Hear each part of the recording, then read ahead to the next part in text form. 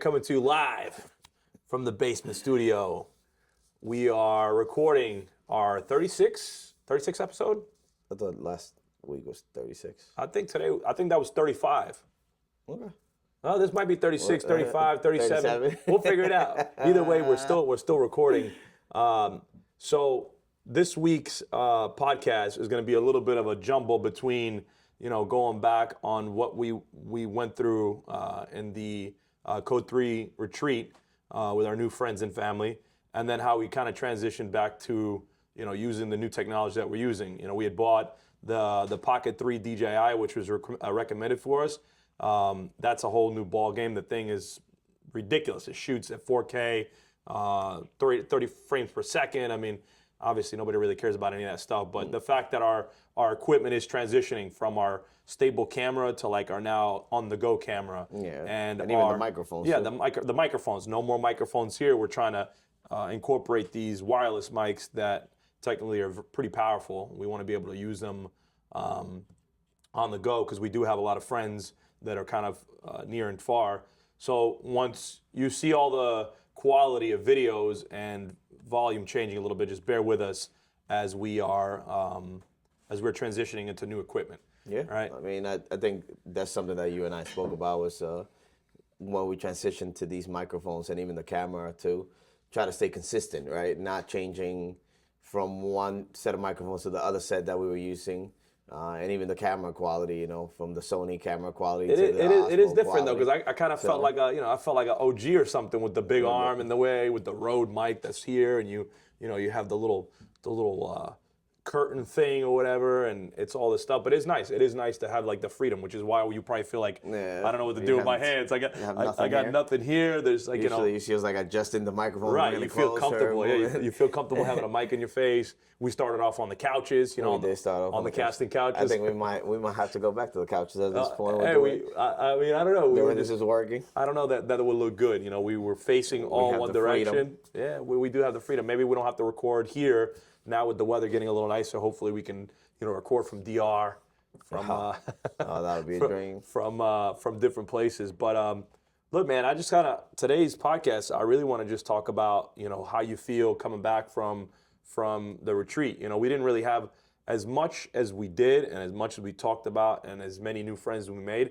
We didn't really have like a debrief. We didn't really have the opportunity to talk and go, hey man, like, what do you think? Because I'd been telling you for quite some time now that, hey, this organization has been trying to fly me out to the ranch and that it would be a great time and you would really enjoy it.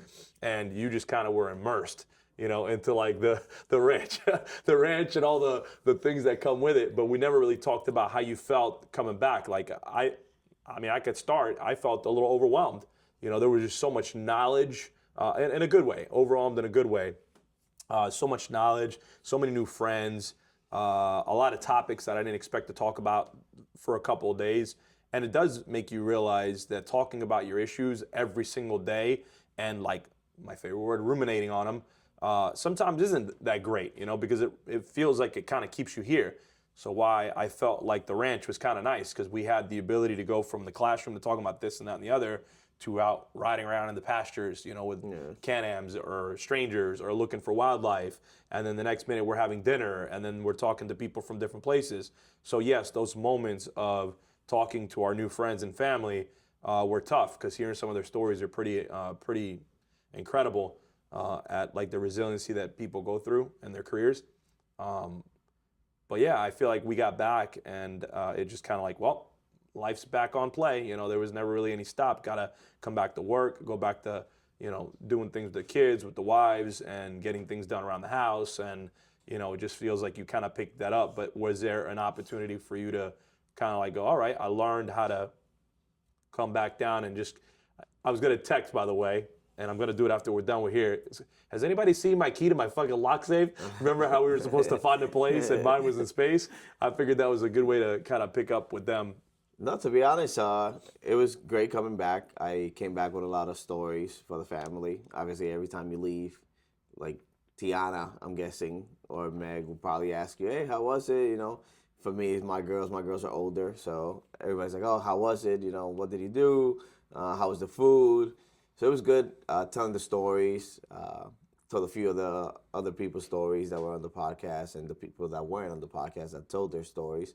We did have a few that didn't share as much, which is fine. But it was good. It was good to come back with those stories and kind of like include them into what happened over there. I would say like 2-3 days after, I had Nicole reach out to me, the psychologist, or I forget her title. I think it's psychologist.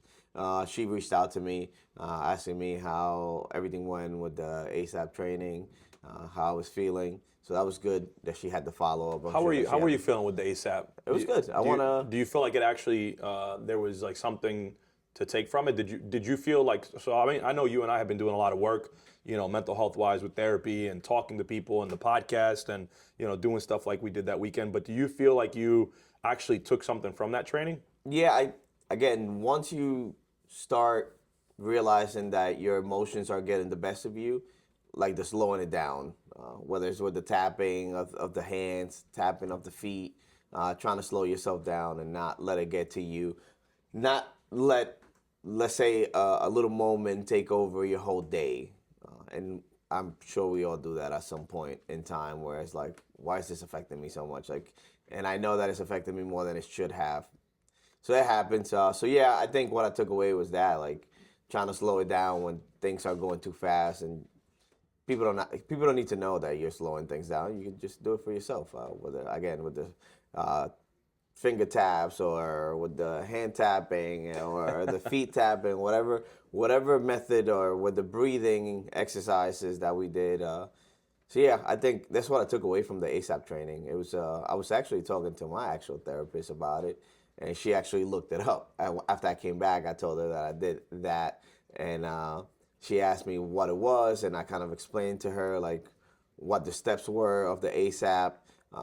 The person that created the ASAP training, and she looked it up, and she seemed very interested in it too. She said she was going to do a little more digging around to see what she can get out of it herself. So that's pretty good to be able to share with somebody. There was a part in the ASAP training, and I don't know if everybody that is listening right now listened to our prior podcast, which I'm assuming most people do, because you don't just pick up on episode 36, 37, 38, whichever one this is. But there was a part where we did ASAP training with Nicole, who is the psychologist from Florida. And there is a moment in time where after you've identified certain stressors or triggers and you are kind of putting these affirmations into play, and then there's a point where you are going to go to this place, this unknown place, and you're going to lock these feelings and emotions and thoughts away, far, far away, that only you have the key or you have the place, which is what I was mentioning around. What was that like? Because honestly, like, that felt to me a little liberating. Well, I did. Mine was a little different because I know she said to not do this, but I did. I targeted a specific event, so I didn't just let an event come to my head. I targeted a very specific event, and it did. It felt great. I've been able to deal with that event more easily. It helped me. It felt like it helped me. So I'm a believer in the ASAP training. Where did you go though? Where was your secret place to go? Because obviously the people that are listening right now, they're probably like, were these guys doing mushrooms or what the hell happened? Yeah, no drugs were involved in the making. It's just the imagination it's is the wild. Imagination as to where you went. I went to the beach. That's my happy place, and I actually just did that coming back here.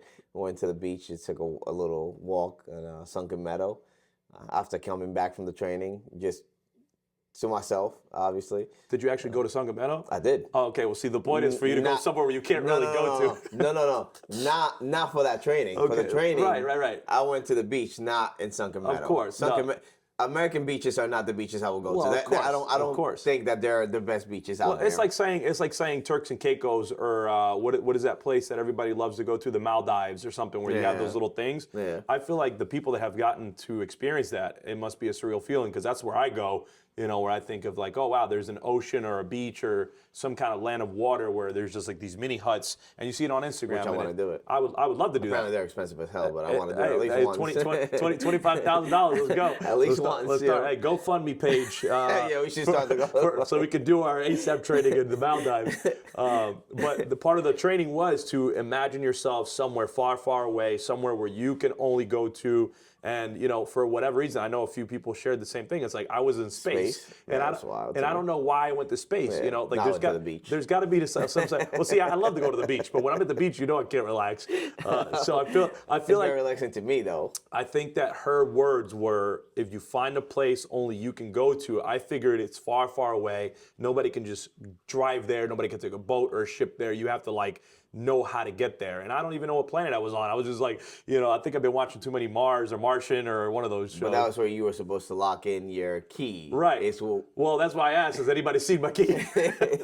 Because I can't seem to find my... So that's why, when you put everything in your treasure chest or whatever you were dumping, whatever feelings you were dumping into the Connex box, depending on how many things you had to figure out in life. It was like, where would you hide the key? And a lot of people did say that they went to space, and I was like, I've never been to space, so I didn't even want to imagine being. I'm assuming by the time we get to our 70s or 80s, they'll be definitely taking luxury trips up to wherever the hell they're going. Pretty sure Elon Musk is way ahead of schedule on that one. Absolutely. But yeah, I figured that was worth kind of mentioning. That we did get something out of the trip besides 100%. Even the just stories. The trip. Yeah.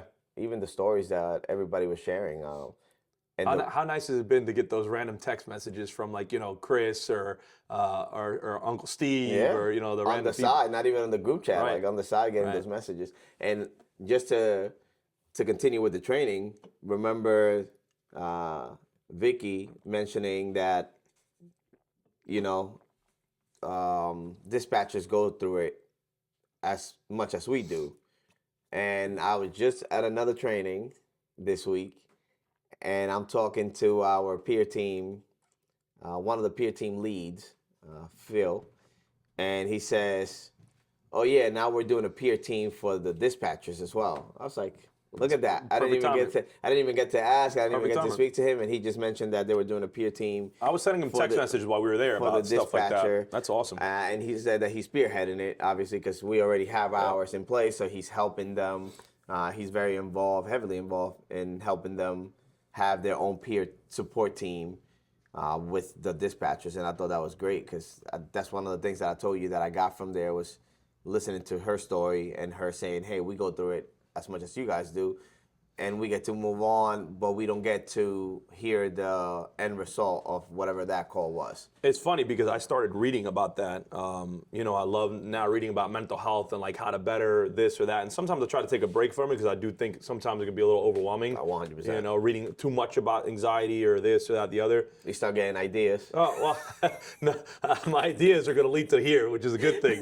But I got to say, one of the biggest things that Vicky mentioned, and I know Vicky's getting mentioned a lot in this podcast, but, being a dispatcher, it's difficult. You do hear all these things, and what I took from that was some of our training. Yeah. Why does that happen to the dispatchers or Vicky or other people who have or deal with, generalized anxiety disorder or something like that? Yeah. I can see how that happens. The brain is constantly trying to draw you a picture or give you an idea of what is happening, but without the data, without the information, from my knowledge, it starts creating its own images or thoughts or whatever driven around that. So I can imagine being a dispatcher, you hear this horrible thing coming through, and you're now trying to figure out what's happening, who it is. And then she shared how it was a personal story that kind of touched her. And I was like, man, I felt bad. Honestly, she did give me genuine perspective on how to give our dispatchers a call. But now getting home, we can kind of transition into this topic. And I'm sure that some of the viewers or listeners are probably feeling the same way we are. But how nice was it to just get away from this fucking 20-degree weather, snow, ice? I mean, we came back to it. That's fine. No problem. But we stepped out from Texas, and how beautiful is that? It was 74 degrees. It was in the 80s. It was 74. Dude, I think I was still peeling 2 days ago on this arm. It was wild. It was great to leave New York and the seasonal leave the snow around. The seasonal depression. Oh my God! I don't understand. This year has been brutal with the snow. Dude, it was. When would you say it started getting cold? I would say probably around what? Maybe let's be fair and say November, end of November. Like cold? Like, Yeah, end like of cold, November. cold enough. Yeah, end of November. So you got November, December, January, February. We're coming up to March. We're finishing March right now. 30, And it's 30 degrees outside right now. yesterday or something like that. I was like, We're going it's wild. on 6 months of this, and I'm just like, It's like being in Alaska. They have 6 months of summer. I've never been in Alaska, but I've heard. I mean, I was thinking more like Antarctica. It's been nothing but I don't know if they have. There's still snow out. Summer. There's still snow out there. Yeah, There's places I'm still seeing like the snowbanks. Yeah. And I'm like, you still haven't fucking melted? Like I'm talking to myself. That's Like wild. I'm like, oh my god. But I was actually just driving with the wife the other day, and I go, "You see that snow? There's still snow out here. Like Yeah. it's crazy because it snows so much that all they could do is just push it to like some side of something, how is and that? then How is it's that? just How is it's that? just a ball now. How has that affected you? Honestly, like, I feel like it has messed with me. I mean, I don't know if this is just this year. I'm getting older or what. Typically, I enjoy You're getting older. Oh, I'm getting older. We're but all getting we're all older. getting older. We're all dying. Slowly. So the snow, the ice, the cold, it never typically affects me this much. This year, I genuinely feel like it affected me. It affected my mood. It affected my energy. I'm not as active in the gym. Like I haven't worked out in a week. I mean, I was sick, but I was sick November, December, January, February, and now you saw March. Yeah. 102, 103 fever. Like, you know, I don't know with my immunity going down or the cold or what it is, but you know, I was talking with the wife the other day and I said, you know, it's crazy because if you have the ability, I know not everybody has the ability to take a nice vacation, to break the monotony up of the, you know, the cold. But I told her, I said, next year we're booking a trip like, I don't know, let's call it December. I've done it a few times. Early already. December, Yeah. late January, maybe even early March. Like couple of just, even if it's getaways to the south. 4 days. Dude, just Bye. like the thaw. I needed to thaw out. Yeah. You know, because this cold really, man, this cold is brutal, man. I honestly would just like, I felt like, I don't know what seasonal depression feels like, but if I had to feel it, it was probably that. Yeah. You know, I was like, no energy, don't want to But go it does nowhere. happen a lot to people. Like you hear people say that they gain a lot of weight during the winter time. Obviously, it's dark at 3 freaking p.m. Dark. I'm talking pitch black at 3 p.m. That's very depressing to a lot of people. So yeah, people gain weight, people get depressed, people get more anxious. The mood changes because again, it's 3 in the afternoon. So let's say I work. Let's say this week is 3 to 11. I leave home and it's dark. I come home and it's dark. I wake up. I have daylight for 3-4 hours maybe. Then it's dark again. Wow. So yeah, you're in that darkness for again 3 to 5 months. This year seems like it hasn't ended yet, but at least the sun is out longer. Now it's 6:30 and you still have sun out. So what is something you typically do that will kind of break that up for you? Like I said, just trips, that would be nice, but not everybody has the funds or the means to do that. Like, what would you say is something that breaks your, like, you know, that seasonal depression up? You know, I've done it where I do trips during those times of the year. I don't mind it because I feel like if it's winter here and it's hot somewhere else, I don't mind going away somewhere else. beautiful. Which I've done that plenty of times. I would say usually I'm on the end of I eat more when it's cold. Yeah. So I gain a lot of weight during the winter time. This time around actually, I did the complete opposite. I purposely did not eat as much. And I purposely everything had an intent behind it. I said I don't want to eat as much.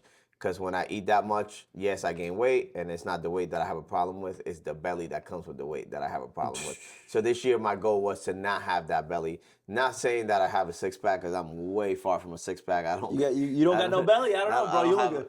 I don't have a belly this time around, so it's good to hear. Like, I just had somebody in the jiu-jitsu gym just say to me the other day, like, oh, you're looking big, bro. Like, you're looking fit. Like, Yeah. you look good. And I was like, hey, thank you. You know, I tried. This time around, I did try. Which I haven't done in previous years. So that was good. You still hitting to the break sauna? it. You still hitting the sauna? I still hitting the sauna, still working out. Not as much as I want to, especially when I work the 7 to 3s. I think when I have the 3 to 11s, I work out way more. Would you say you can tell the difference in when you incorporated the sauna? Yeah, your 100%. workout? Like, Of what do you feel? I'm more relaxed. Obviously, you get all those toxins out of your body. You do it in the morning or nighttime more?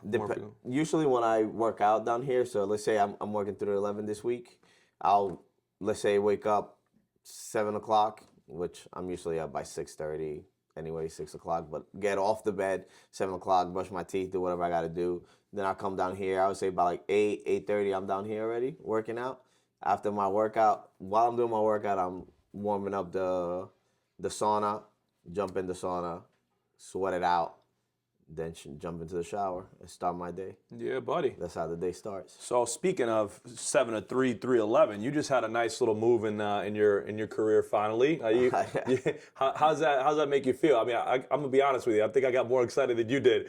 You know, I don't think it was gonna happen. I feel like you didn't think it was gonna happen. I didn't think it was gonna and happen. I've been hearing some rumors of you know, making some move, and obviously pending your supervision promotion, God willing. But I kept hearing your name pop up, and I was like, man, he's gonna be excited. He's gonna be excited. I know you're ready for a change. Like, how do you feel? I mean, you haven't even really started. I haven't started yet. So that's actually even the funniest part is that it did happen last Friday, 2 Fridays ago at this point. I was supposed to start Monday, but Monday I had a training that I had to attend anyway. So the whole week I've been to that training. The day I found out, I was excited, man. I was happy as hell. I feel like I put in the work. People don't know you, but your smile is contagious and is larger than your freaking head. So when you smile, you know, like it's very difficult to hide. Yeah. And I remember being on the FaceTime with you, and you're just like, it's like that fake smile. You know the little dentures that the dog puts on. I love it. That's what I felt like. I felt like this guy, you couldn't hide the smile on this guy's face. I'm happy. Again, I'm happy. I feel like I worked hard for it. It's good to be in a place where your hard work is recognized. Again, not every precinct is the same, or not every precinct has the luxury of recognizing everybody that's working hard, I would say. Because there are precincts where people work hard, and unfortunately, they just don't have the space to move everyone. So it's good to be in a place where, again, the hard work is recognized, and I'm happy as hell. I'm excited to start. I won't start till like mid next month because I'm going after the training. So I did the training this week. I have the training Monday, Tuesday next week. And then after that, I took vacation because the girls are on vacation. So we're going to take a nice little drive down to Jacksonville, Florida. Ooh. So if anybody's in Jacksonville, Florida, hit me up. Hopefully it'll be a Zoom podcast. Yeah, I wouldn't mind meeting up with people, you know. Looking forward to having Zaxby's. I haven't had that in a few years. Bro, Zaxby's, bro. They don't have that out here in New York. I just called Delta to book a trip in June, and they told me I have a companion pass that's expiring. Where are we going? I'm thinking about just like going somewhere for 2 days, even if it's just going to pick up some Zaxby's. You know, hey, let's go surprise my mom, you know. And let's go. Just knock on my mom's door and be like, hey, I'm here for Zaxby's. I'm leaving tomorrow. Not a surprise now. No, she don't listen. I don't think she listens to our podcast. Oh, she listens to the podcast. All right, you didn't hear that part. But like I said, it was a good feeling. Good to be in a unit that I wanted to be in for a while. So working hard and being recognized and being there now, it felt amazing. I ended up with a supervisor that I previously had when I was on patrol. That's great. That's a good thing. We call him Sergeant Smiley, so don't worry, we're not putting away his name, but I love that guy. Super nice, super down to earth. I got along with him very well when he was on patrol, and then I was super happy for him when he went to the unit. And now I end up working with him again, going into that unit. That's my old team. I haven't gone to the out there yet, but it's gonna be great. I know some of the guys, obviously. Your old partner in the team, I know him, so it's a good place to start. And I'm excited. I'm excited to do the job. You have some pending promotion yourself. See. We will see. We'll see what happens. You know, it ain't official till it's official, but even then, you went from the team that I'm on now to the team that you're on, and we haven't spoken about that. So you yourself had a little bit of a promotion, a pre-promotion prior to the full-blown promotion. Yeah. Hopefully pending, and hopefully sooner rather than later. And how is that going for you? How is that team? Dude, awesome. It's just honestly, like I first of all, it's so easy to talk about the job. The job, I feel like anybody can be taught a job, you know, and especially if you're willing, if your willingness to learn is there, I think anybody can learn a job, the job, any job. You know, 100%. Your skills might not be as par as everybody else, but the job, you can learn it, and not everybody needs to be the best of the best of the best, you know. I could tell you that the most important part is that I enjoy going to work. You know, like I love my team. My supervisor is great. My teammates are awesome. And you were missing that for a while. I felt like I was missing that, you know, because at the academy everyone's great, but it's not necessarily like, let's call it a team effort, right? There's things that we do together as a team, like, train overall the recruits or, work in unison to do something that is tasked of us. But for the most part, you are in that classroom by yourself. You're teaching the recruits on your own. You got to study the topic and then you go over it. And there's nothing worse sometimes than teaching a topic that you're not the most ideal, credible person, right? Like if you have somebody who's teaching entry, room entry, you would want that person to have, let's call it, hey, my name is Matthias and I have 15 years of military room entry, room clearance. Infantry level training. I'm using that up because it's not even, I don't have 15 years. I'm just saying I have 15 years of military experience. I have 13 years of emergency services. You hear somebody like that, you're like, oh, that dude is definitely it for teaching the class. If I come in and I go, hey, I got basic infantry for a year, 2 years tops. I was on patrol for 2.5, 3 years. Nobody wants to hear that. We want to hear the best person. And so sometimes when you're kind of given those classes to learn, it's a little bit difficult because you're like, I have no business teaching this class, And they did a good job at trying to give those assignments out based on, knowledge, experience, and whatever. But sometimes you just go in there. So I did the best I could with the recruits to, bring a little bit of life experience, bring a little bit of me on there. And I always used to tell people, don't be a fucking cookie cutter. And a lot of people are like, what's a cookie cutter, sir? I'm like, you never seen grandma, put out a dough and then you stamp out those cookies and they're all coming out looking the same? Like, that's not what I want. Visually, you're going to look the same, wearing the same uniform and whatever. But personality-wise, you bring a lot of life experience to the table. I want you to use that. And so that was kind of like the hard thing, that I did that for 5.5 years. And when I left there, I was like, man, I know I'm making a difference, but my difference wasn't because of my job. My difference was because of my personality and what I brought to the academy. But even then, we always spoke about everything having a shelf life, right? So you did patrol 3-4 years, whatever amount of time. Yeah. All right. Now you felt like, all right, I've done enough here where I feel like I can move on. You went to the academy, right? After obviously going through a few units within patrol, community relations and whatnot. Then you went to the academy. You did that now for a period of time. Now you're not feeling satisfied anymore, which is normal. I told you, I'm the same way. Every few years, I need to do something different because I feel like it gets stale. Like I need to feel satisfied. To be fair, I don't know if the word satisfied is like what I'm looking at, because I was satisfied. It did afford me the opportunity to do a lot of family life. But one thing, and I've had this conversation with my wife. I'd like to consider myself not a selfish person.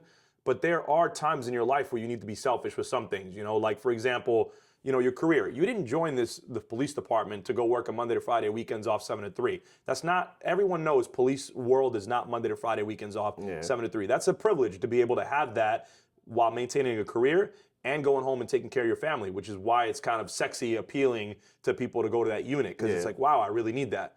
I was going through a divorce when I first went there, and my supervisor, which was our boss, said, hey, I know you're going through a tough time right now. This would be a great place for you to kind of settle in, take care of your family stuff, see your kids, and, kind of grow and see where this takes you. And I did. So satisfied, I don't know, would be the word. I think satisfied was what I got, and now I'm just excited and eager to do something else. It was very difficult to leave because I was so comfortable. It's like, how do you? Oh, I remember. How do we you? were talking. Yeah. How do you leave a Monday to Friday? You're kind of like, you're not in harm's way most of the time because you are working with recruits. So sometimes things can happen, but most of the time you're safe. I went to a place where nobody really bothered me. Everyone knew that I was doing my job and I was doing a good job at it from what I was told. And and then I worked with people who were doing their job. So everything was easy going. And then I left there, and I was terrified. I remember, okay, well, not only am I putting the uniform back on, I'm putting a vest on, and I'm doing the CSU stuff, right, the community support unit, which is warrants, arrests, tickets, so on and so forth. But now you're also backfilling, which is, a part of our agreement. You're back on patrol. So I'm like, damn, it's been like 5.5 years I've been on patrol. I don't know how I'm going to do. And there were plenty of people that go, dude, just be yourself. That's who you were when you first got on the job. You didn't know the job. Now you know the job. So yes, that initial fear is going to be there. Yeah, it creeps in. It did creep in. And I was going to calls. I was like, I don't know what to do. There's a new system. I don't know how to use a computer. These are all new guys. I don't know them. Wait a minute. I trained them. So you're hoping you did, somewhat. Did a good job. Did a good job at least making relationships with them. To not teaching the police work. They're going to learn that on their own and on field training, which I always said was the most important part of a police officer's career. but everyone was super friendly, and the CSU transition was nice. And then when I went to, the whole, precinct crime section thing, that was now a completely different job. It's not really the patrol officer thing anymore. Now you have the patrol mentality, but you're thinking as, an investigator. You're kind of investigating the scene a little bit more thorough. And dude, you have the ability to honestly do a really good job or do the bare minimum. And I could be fair enough to say that I'm new enough where I wouldn't say doing the bare minimum, but like you just feel because like you want to do more, and there's different systems that you're using now, right? Before you had 3, now you have like 9. And the ability to open up a whole can of worms looking for information is now a new thing. And again, there's the fear in that. You're like, I don't know if I'm doing a good enough job. My boss has said I'm doing okay, but I know I could be doing more. And just. But that's I would say that's the aspect of any job. You can, and that also depends on people, right? You have your bare minimum kind of people, which everybody knows who they are, and then you have your overachievers, which everyone knows who they are, and then you have your mid-level people. I'm always teetering. I'm always teetering because you do get lazy. I saw how lazy you can get if you're not careful in this thing. But there was a wise man once said to me that in order to go somewhere, you need to be able to get this knowledge so that you don't do yourself and the victim a disservice, right? And that really sat with me because I was like, man, if I don't know how to do my job, if I don't take the time to get to know these systems and, all the other things that we do here, how am I going to exceed here? And I feel like that was important because there's times where I'm like, I don't know how to file for a subpoena. I don't know how to send a community request. But like you say, you learn. I don't know. You do learn, but those, again, just talking about the fear of the unknown, right? It does kind of make you understand how people say, hey, you should be proud of yourself. You were resilient. We'll hear these words, right? Resilient and, what's another word that people always toss around, when they tell somebody that they're doing a good job? Like, good job. You're doing a good job. Hey, you're a good job. You're doing a good job. You're a good job. No, there's a word that I was looking for, but like when you hear people say that you're resilient and that you're this, you're that, you're stronger than you think, and you're, blah, blah, more blah. More knowledgeable, whatever. It does come with time. And honestly, the time is what's going to give you, I think, that credibility and that strength that will help you, succeed into the next part. So honestly, dude, I can't be happier. I'm so lucky. Definitely, I'd like to always say blessed rather than lucky because you know what? We do have a job that takes very well care of us financially and health-wise. We have good health insurance, and sometimes you'll see these videos pop up on social media, Instagram. We haven't done it in a while. I figured I'd give you the opportunity. We'll see these things on social media where people are like, posting how much money they make or what job they're doing, or you're investigating these calls. And you're like, man, that dude's got $15 to his name. Yep. This is the home that they live in. This is the situation that they have. And sometimes it is for their own, reasons.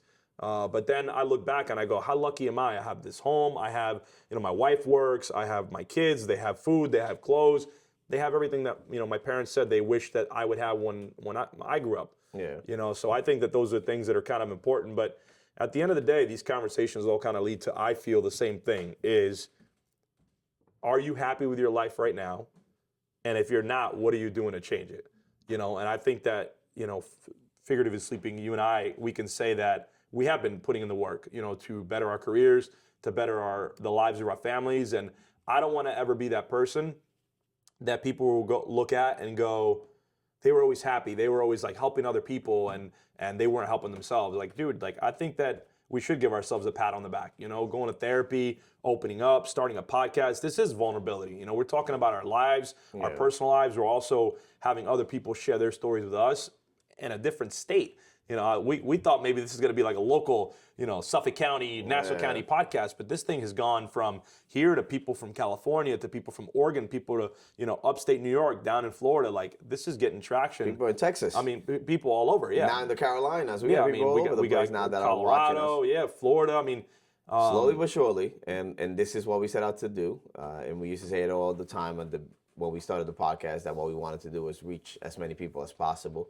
Obviously not because I want to be famous. I really could care less. This could be blank, and we don't need a camera. So it could just be a voice at this point, and I can care less. You know me. I'm just fine operating in the background. But if by listening to us ramble here for an hour or 30 minutes or 45 minutes. 35 minutes or right now. whatever, if that helps somebody, something clicks in their head to be like, man, I don't have it that bad. Like, or life is not that horrible as I think. Just one person, then we've done our job. Yeah. And that's why I would like to reach as many people as possible, because just that one person out there that may be going through shit. I was just watching the UFC last night, and a guy that just beat Israel Adesanya. Pfeiffer just beat him last night. I couldn't believe that. And he said, I couldn't believe it either, because Izzy was doing really fucking good in that fight. I was like, oh, Izzy's back. Izzy was pissing him up. And I was like, yes, let's go. Then this guy wins the fight. Top of the world right now. He goes, about a few weeks ago, I was thinking about taking my own life. And this guy is making millions of dollars fighting for the UFC, right? And he just says, a few weeks ago, I was contemplating taking my own life, and I found God. And I was like, Jesus Christ, man, you just beat one of the greatest fighters ever.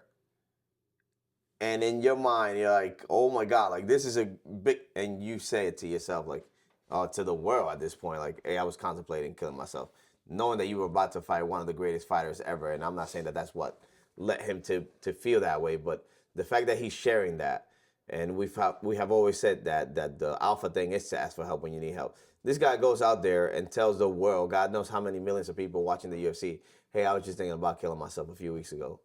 And you think he has it all, right? You would see him on social media. You think he's the happiest person ever. He has it all. He's fighting for the UFC, super famous, has all the money that he can possibly fathom. Thinking about killing himself. And he says, hey, I found God. I mean, you know that. Now I don't feel that way anymore. You know that. And actually, let's talk about that for a little bit, because I was like, hey, you know what? I think we've done enough, but I think that's a pretty powerful conversation to have. That was always my trigger, the suicide thing. And obviously, you can see it doesn't even bother me as much anymore, because I feel like I've addressed it. And I've done enough soul searching and talking to God and praying about it. Watery eyes right now. How does it not affect you? What's that? I see the watery eyes right now. My watery eyes because of my sicknesses and everything else got going on. For me, I think that everything that I've seen with the UFC and the people that we've talked about the suicide, we've talked to people about it. Yep. Even in Colorado, in Texas. I think the religion thing, the finding Jesus thing is super powerful. I really do. The problem is, like anything else, just like you said, could have all the money in the world, could have all the cars, could be on top of the world winning a UFC fight.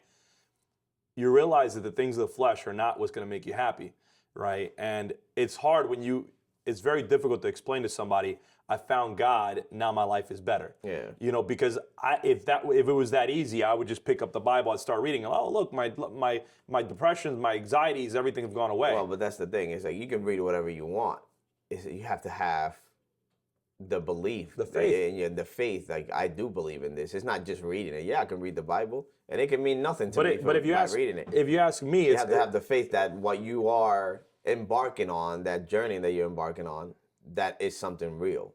I think it's a love story. It really is. If you ask me, it's a love story. A man who laid down his life, for us. And then I think starting to read the Bible was very difficult. It was very anxiety provoking, because you see like all the things that it said, especially starting off in Genesis in the beginning of the Bible. And then you start questioning so many different things and whatever. I think that's the point. I still question that things. You have to. Well, you don't have to. You're going to. Naturally, you're going to question certain things. So we have free will. Well, the free will is, I think, one of the most important things. With, like you said, the guy had the opportunity. Why didn't he take his life? I mean, I would love to think that it was because he found God, but the problem is that's what he says. That's what he says. And you have to you believe what the person says. But to me, I always feel like there's a little bit more to it, and I just, because the people that are listening to this, I want them to understand, in my perspective at least, it wasn't you pick up the Bible and you go. I had people. I had you, I had Chris, I had Jonathan, I had my cousin, I had my mom, I had all these people who were dealing with anxiety that taught me and opened up my new eyes to certain things. That was God. I don't think that was a mistake at all. I think God put those people in my life and affected me at the perfect timing. Yep. So that guy might have had the cars, the women, the money, the this, the career, the whatever. But if they never had the ability to open up to other people and to life itself, I don't know that perfect timing would have been presented to them. I think you have to be vulnerable when it comes down to, again, finding faith in what you believe in. Listen, I can't sit there and tell you that Joe Schmo is going to be your savior. It's Jesus Christ. It's Jesus Christ or none. And not everybody believes that. And I understand that's why people in the world are going to war over this, because they believe that Jesus was just a person or this person was that or whatever. Look, for me, I've been told since I was a little kid, Jesus died for our sins. He was crucified on a cross. Today is Palm Sunday. What does that mean? The entering into the town where people are singing his name and praise and save us and all this other stuff. And it's very overwhelming. I think this is where the Bible starts to get kind of real, because now you've got, Good Friday coming up next week. What's so good about it? Well, there is nothing good necessarily about Jesus being crucified. But to me, Good Friday is what he did for us, the good, the laying down his life for us, right? And that is, I think, when you feel that, when you can believe that, when you have the faith to go, this guy was perfect. He didn't have to do any of this stuff, and he got sent by God to die for our sins. Like, it makes you start to, humble you a little bit. It starts to go, all these things that I think I deserve, because that's where it all starts. I deserve this. I don't deserve to be anxious. I don't deserve to be, depressed. I don't deserve to have this or that, the other. And then you start reading those books in the Bible, which we've talked a little bit about. It makes you wonder, wow, is that possible? Because think about it. It's there's so many things that work around the Bible that go from the time on Friday that he gets crucified till Sunday he's risen. On Easter, it's there was a big stone on the wall. Yeah. And all of a sudden you mean to tell me that somebody walked in, and then my mind starts playing tricks on me. It's what if he was never buried? What if he was never put in there? What if the guys were drunk, and they just made up a story that he was gone? Those things aren't making me a bad person. I think those things are. Again, free will. That's why we were given free will. And I don't want people listening to this to think that you need to be perfect to be in church. You don't have to be perfect or to believe in God or have religion. We sin every day. And if you know me, I curse like there's no tomorrow. But I'm not a perfect human being. I sin every day. I'm happy. I don't stress over things I have no control over. I pray every day. I pray before I go to bed and before I get off bed. Every day. Before I go to sleep and before getting off my bed, I pray. But I'm not perfect. You don't have to be perfect. God loves you the way you are. And he gave us free will. So to question certain stories, like the plagues, right? Why hasn't that happened? Or raining fire on earth. Why hasn't that happened since? There's a lot of things in the Bible that you can question and be like, wait, why hasn't it happened in X amount of years? Why hasn't any of that? I mean, the Exodus stories, like you just said, why hasn't that happened? Think about it. I feel like if you open your eyes, you can see a little bit of the Bible every single day. Yeah. Think 100%. about you're talking about why hasn't this happened or that happened? That was all in Egypt, when God was trying to get Pharaoh to the Red Seas, the fire, raining fire, all this stuff. I think about it. Look at the volcanoes. Look at the hurricanes. Look at the world destruction. That's happening. I don't know. Again, I'm not somebody who studies the Bible enough to be the person people listen to, but the kind of advice that I would take from me at this point is. You would take an advice from you right now? I would hope that any advice that is given, like you just said about being perfect. The time that I felt, because I thought that not sinning meant being a good person, right? But it helped me to be humble, because I always was well, I'm not cheating, well, I'm not lying, so I'm not this. Define what being a good person is. Everybody probably has a whole different definition of what being a good person is. I think that's what makes you such a humble person, to be in the eyes of Jesus, be in the eyes of God, where if you can just go, hey, listen, because a lot of people are fighting, well, what about gays? What about this? What about that? I'm like, dude, just worry about yourself. Yep. Because people are like, well, but it says in the Bible you can't be gay. It's dude, I don't have a problem with you. If you're gay, you're transgender, you're black, you're white, you're Asian, you're whatever it is, that's your walk, in life, not mine. Yeah. So my job is to love all people, love all people. And I think when I started reading the Bible is when I started to open my eyes to go, motherfucker, maybe you better look in the mirror, because you ain't perfect yourself. You have no reason to be judging anybody, because it talks about adulterous thoughts, and it talks about, A, B, and C, D, E, F, G. I found 65 things that are horrible wrong with me, and I have to ask for forgiveness. Not even knowing about it. Not even know about it. So I think that by reading that book, by reading that Bible, it does make me realize, like, damn, maybe I'm not perfect after all. I thought I was, and it made me look at myself in the mirror and go, maybe that's why I'm suffering. Maybe I'm judging people, without even knowing it. I'm judging people because I don't know who this is. And honestly, like, if it's okay with you, unless you have something else to talk about, I'm okay with finishing like this. Somebody told me once that even Satan believes in God, right? They were best friends. So the one right-hand man. Right-hand man, right? It's not about believing, right? You and I can believe in God. We can believe in Jesus. We can believe in the story all you want. But if you don't pick up your cross and follow him, which is what it says in the Bible, is to love others, accept Jesus as your Lord and Savior, understanding what he did and why he did it, and then try to be better every single day, that is, in my opinion, the way that you kind of get to heaven. Everything else between that, I'm willing to learn. I want people to teach me, but at the end of the day, you have to be the one who translates it. Other people can't get you to heaven. You have to be the one who gets this connection between you and God and go, who are you? Who am I? Like, what are we doing here? How do I be better? How do I become it? And that's one of my prayers, man. Make me less like me and more like you. And not you, not Angel, but Jesus. 1, 2.